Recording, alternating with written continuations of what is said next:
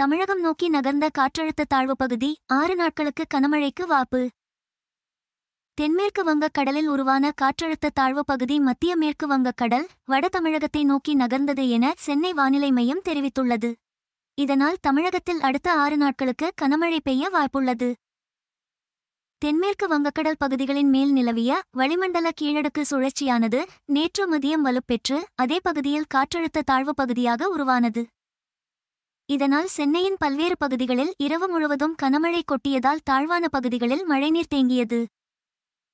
இந்நிலையில் தென்மேற்கு வங்கக் கடலில் உருவான காற்றழுத்த தாழ்வு பகுதி மத்திய மேற்கு வங்கக் கடல், வட தமிழகத்தை நோக்கி நகர்ந்தது. வட தமிழகம், தெற்கு ஆந்திர கடற்பகுதியில் காற்றழுத்த தாழ்வு பகுதி நிலவுகிறது என வானிலை மையம் தெரிவித்துள்ளது. தமிழகத்தில் அடுத்த 6 நாட்களுக்கு கனமழை பெய்ய வாய்ப்புள்ளது. இந்த வீடியோ குறித்த உங்கள் கருத்துக்களை கீழே கூறவும். இதனை பிடித்திருந்தால் லைக் செய்யவும்.